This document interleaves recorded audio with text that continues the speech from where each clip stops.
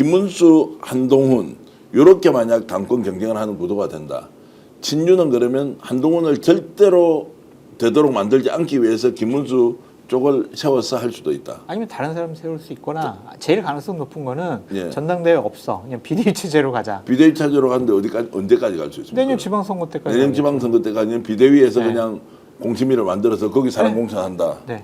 이것도 국회의원들이 그러면은 다수가 동의하면 끝나는 일이다. 그거는 당원 투표도 할 것도 아니잖아요. 예. 다음번 지금 권성도 원내대표가 그만뒀으니까 원내대표가 새로 뽑힐 거 아니에요. 거기도 또 친윤 쪽에서 뽑히겠네요. 당연히 뽑히겠죠. 그게 예상되는 다수니까. 사람은 누구 있습니까? 예를 들면 뭐 김도읍이라든지 예. 김태호라든지 예. 이런 뭐 영남권의 중진 의원들이 될 가능성이 있겠죠.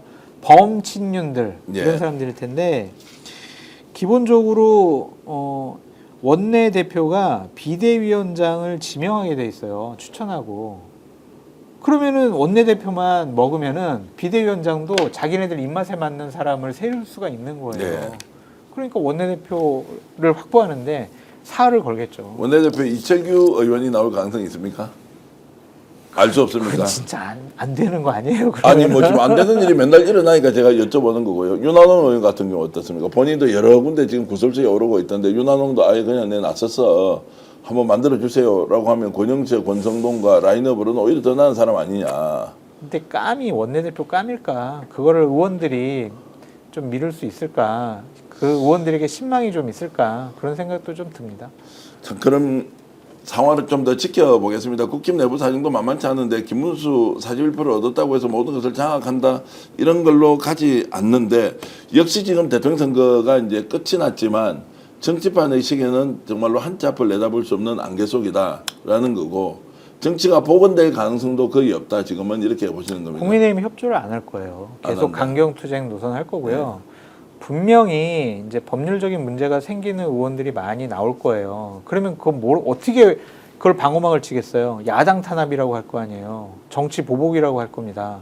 그런 상황에서 여당과 이재명 대통령의 노선에 통치에 협조하겠어요? 안 하지. 근데 민주당은 그래? 니들 없어도 우리가 뭐 법안 다 통과시킬 수 있는데 그럼 뭐 니들 맘대로 해. 이렇게 하겠죠. 자 그런 전제로 이제 이재명 정부 민주당 집권 여당으로서 국힘과 어떻게 상대해야 하느냐 뭐 말씀 들어보니까 결국 국민을 대상으로 국민을 설득하고 국민에게 양해를 구하고 국민에게 동의를 받는 것이 오히려 지금 현재 이재명 정부와 민주당 집권 여당이 할 수밖에 없는 선택 그럼요. 아니냐라는 게 이제 장성길 소장과 제가 오늘 나눈 이야기의 결론이었습니다. 혹시 제가 이번에 이재명 후보와 대선 직전에 인터뷰하는 거 혹시 보신 적이 있습니까? 못 봤습니다. 그래요? 네. 그 인터뷰를 한 100만 명 이상 본 것 같은데 어디 저 차 안에서 보신 차 거예요? 안에서 이제 하셨어요? 인터뷰를 했는데 야, 그 유명한 인터뷰를 잘 못 보셨다니. 꼭 보겠습니다. 가면서. 아닙니다. 제가 이제 이 방송 잠깐 그 인터뷰 보고 와서 장성길 소장과 제가 마무리를 하겠습니다.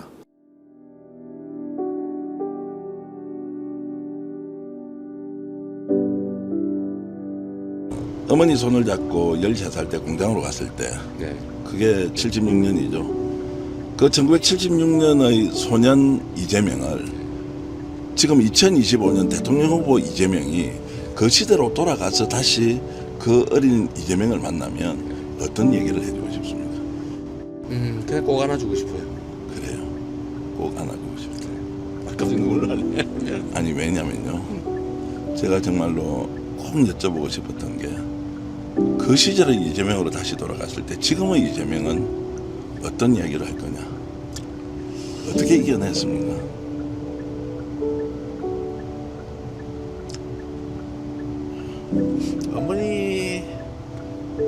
어머니가 더 가슴 아팠을 거예요.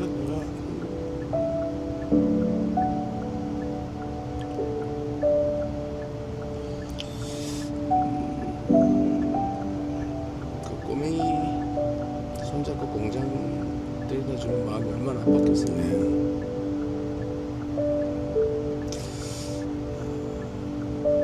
저도 세상 사람들한테 그런 어머니 같은 존재가 되고 싶습니다.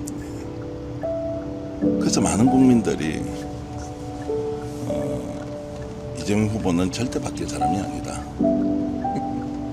출제를 하고 이름을 얻고 그래도 똑같은 마음으로 가고 있는 거예요.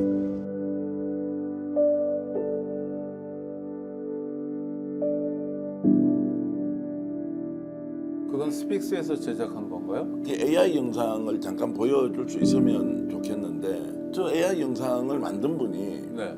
어제 인터뷰 이후에 바로 저 내용을 본인이 AI 영상으로 만들어서 올린 거예요. 아, 그래서 스픽스 급속도로- 인터뷰를 보고 바로 예, 그 예. 자리에서. 그래서 이제 저희들이 저걸 만든 분이 누군지를 확인하기 위해서 이 영상의 제작자를 찾습니다. 제작자이시건 아시는 분은 댓글 남겨주세요 했는데 오늘 스픽스 인터뷰 보다가 만들었어요 하면서 이제 바나바스 김 네. 제 조남은 이제 지금 알고 있지만 바나바스 김이라는 닉네임을 쓰시는 분 저분이 이제 여의도에 사시는 이제 저걸 보고 영상을 올려서 저게 한 14초짜리 영상인데 어떻게 해서 1976년도, 7년도, 8년도 뭐 이 정도 사진과 2025년 이재명 후보의 사진을 AI로 합성해서 껴안는 모습을 보고는 오늘 이제 이재명 후보가 아침에 뉴스공장 나와서 이걸 봐야 한다 정말 보셨더라고요. 소년공 때 사진하고 최근에 후보 된 이후의 사진하고 서로 만나서 껴안는 영상을 누가 하나 만들었더라고요. 아, 제가 저거 봤는데 저 볼 때마다 갑자기 눈물 나요. 네, 정말 잘 만들었네요. 후보님이 언젠가 한번 어린 시절 소년공 이재명을 만나면 뭐라고 해주고 싶냐 누가 질문했는데 안아주고 네. 싶다고 해서 이 영상을 누가 만들었더라고. 네, 어제 스픽스에서 또 출장 인터뷰로 오셨던데 그 마지막에 갑자기 저 질문을 해가지고 사실 어머니 생각이 났죠. 저 껴안는 장면 있지 않습니까? 네. 저도 저거 보고 한참 왜냐면 저 소년공 사진 네. 하고 지금 좀 닮았네요. 그러고 보니까.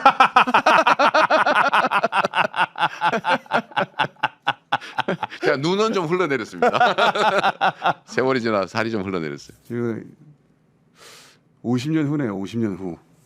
그쯤 되겠네요. 15살 이런 저때 껴안고 무슨 얘기를 해줄 건지는 얘기가 필요하겠어요. 대선이 끝나고 나서 제가 한번 여쭤볼게요. 어쨌든 저 장면, 그러니까 저 사진을 보면 어머니 생각나죠.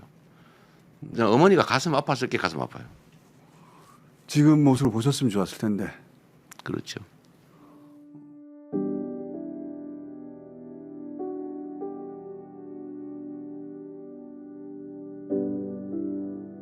자, 장 소장님. 네. 어쨌든 제가 이제 이재명 후보를 직접 만나보니까 제가 갖고 있는 오해도 굉장히 많이 풀렸고 네. 또 인사도 역시 기대 이상으로 잘 한다라는 판단이 들었습니다. 장 소장 지금 이제 이재명 대통령에 대한 생각이 전반적으로 지금 어떻게 좀 이렇게 전개가 되어 있습니까? 뭐 저는 지지하지도 않았고 찍지도 않았지만 정말 성공하는 대통령이 되셨으면 좋겠다라는 바람이 있고요. 지금 취임사를 들어보면 정말 너무 감동적이었고 그대로만 하시면은 정말 역사상 처음 성공하는 대통령이 되시지 않을까 그런 개인적인 기대와 바람도 있습니다. 그래서 대한민국을 너무 크게 바꾸려고 안 하셔도 될 것 같아요.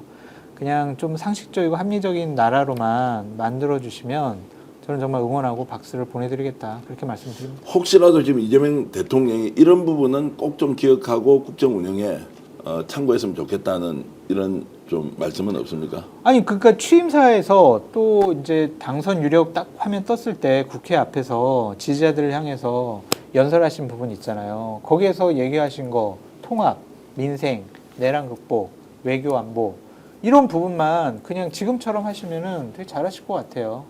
그리고 이제 제가 이제 우려스러워하는 것은 사법부에 대한 어떤 조치들이에요. 그걸 이제 저희들은 사법부를 무너뜨리려고 하는 거 아니냐라는 것이고 민주당이나 이재명 대통령께서는 사법부도 개혁해야 된다라는 거잖아요. 사법부 개혁해야죠. 대법원 인원 증원할 수도 있다고 생각을 하거든요.